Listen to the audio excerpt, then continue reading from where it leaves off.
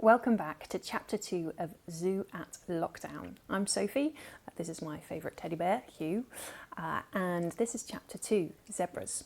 We've just left Sam having energised the penguins, looking for his friend Derek the donkey. Sam could just see a tail at the very back of the donkey pen. "Derek, come back!" shouted Sam. "It worked! They found their mojo!" "Great," said a miserable voice. When Sam asked what was wrong, it emerged that no amount of jumping on the spot would make Derek happy. The closure of the zoo meant he could no longer carry ice creams to his favourite spot, a shady nook right next to the zebra enclosure. And there he would stop and chat over the fence with, as Derek described her, the love of his life, Zelda. Derek was smitten, and he was lonely. Sam knew what it was like to miss your friends. He'd been pretty grumpy since lockdown started, but at least he could call them on the phone. Even his granny and grandad had mastered Zoom calls, though they also liked to send him treats in the post. That was one of his best surprises during lockdown. "That's it!" cried Sam. "How about I take Zelda something from you? I know it won't be the same as chatting, but at least she'll know you're thinking of her. And I'll try and bring a reply, but quick, before Mum gets back." Derek blushed. If you've never seen a donkey blush, they get the same rosy cheeks that humans get, just a bit hairier. Derek's long ears pricked up. "I do have a little something I was keeping for her." And he turned back into his pen and returned with a little pot in his mouth, which he deposited in Sam's backpack. With Derek's directions in his head, Sam left the penguins still doing their acrobatics and set off at a run towards the zebras. But he didn't get very far. "Sam, where are you going?" It was his mum, coming straight towards him. After all the tall stories he had made up over the years, Sam had a sneaky feeling his mum was not ready for a lovesick talking donkey. Sam thought fast.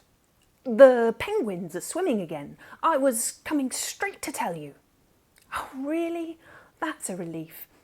In that case, will you help me muck out the elephants?" The elephant paddocks were right next to the zebra enclosure. "Yes, brilliant," said Sam. His mother eyed him suspiciously, but said nothing. When they got to the elephant paddocks, a huge expanse of grassy fields, trees and sandpits, the elephants were nowhere to be seen. "Oh no," said Sam's mum, "not again. That's 3 days in a row they haven't come outside." The elephant centre was a huge custom-built shed with a deep sandy floor, scratching posts and even a football for the baby of the family, Elizabeth. Today, the whole family of 7 elephants were huddled in the darkest corner. Sam could see their chests going up and down, so they were definitely breathing, and there were occasional flicks of the tail. But they were a long way from the playful and majestic creatures he'd encountered on his last visit. "They've done nothing but eat, sleep and poo for the last 3 days, said Sam's mum. "I've tried everything to coax them up. They might be sick. I'd better call the vet." Sam handed his mum's phone back to her. "That's odd," she said. "The battery has run out." "Oh, really?" said Sam innocently, remembering the Joe Wicks concert at the Penguin Pool. "Why don't I mop up some elephant dung while you go back to the office?" While Sam's mum walked back to the office to recharge her phone, Sam rapidly swept up a few gargantuan piles of poo.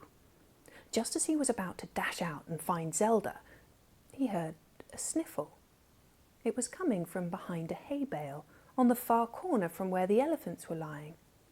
Sam peered around it and was startled to see the tearful face of a little baby elephant, Elizabeth.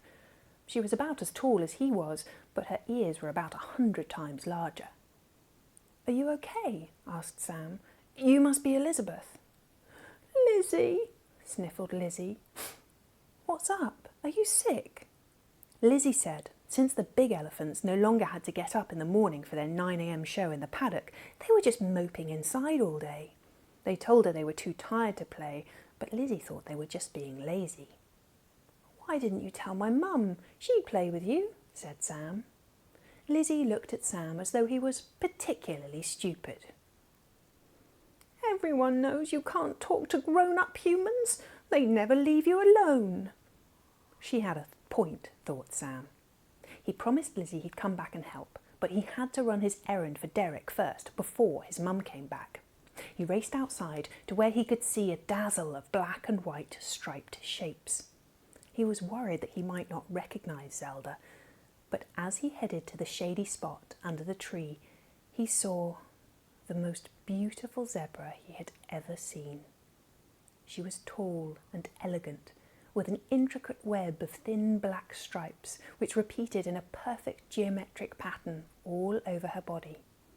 As Sam approached, he saw that another zebra was resting its head on Zelda's back, and a smaller zebra with brown and white stripes was nuzzling her neck. "Sammy, stop it, you're tickling me," said Zelda with a giggle. The little zebra shook its stripy mane with a grin. Zelda looked up at Sam. Sam looked into warm, brown, curious eyes. "Hello, I'm Sam," said Sam. "You must be Zelda. I came to cheer you up, but you seem quite cheerful already." "Ah," said Zelda proudly. "We zebras are herd animals. We always look after each other. This is my sister, Zara." The head over her shoulder nodded a greeting. "And the cheeky tickler is my niece, Zami." Zelda explained that zebras love the sunshine and will roam around all day, whether they have any spectators or not. "I wonder if sunshine would work for the elephants," said Sam. "They're being a bit lazy." "But of course, sunshine is the best way to start the day," said Zelda, adding wistfully, "It is almost as good as ice cream." "Talking of ice cream," said Sam, "what's your favourite flavour?" "Ah, salted caramel. It's made for zebras." Sam took out the pot from his backpack and lifted the lid. "Well, it's a bit melted, but here's a present from Derek." Zelda's beautiful eyes widened and her long eyelashes fluttered, and she gave a little skip of delight. He passed the pot of salted caramel ice cream to the fence, where Zelda carefully held it in her mouth and placed it on the ground in front of her. She took a satisfied lick with a long pink tongue before nudging Zara and Zami to have a taste. Sam wasn't sure if zebras wagging their tails was a thing, but he guessed that meant they liked it. "And how is my favourite friend, Derek?" said Zelda. "I think he's a bit lonely, actually. Do you have a message for him that might cheer him up?" asked Sam. Zelda leant forward and whispered in Sam's ear. "Oh, that's a great idea. I'll tell him. Thanks, Zelda. I have to get back to the elephants now. Enjoy the ice cream." And if you want to find out what Zelda whispered to Sam, then you'll have to come back for the next chapter. In the meantime, sleep well.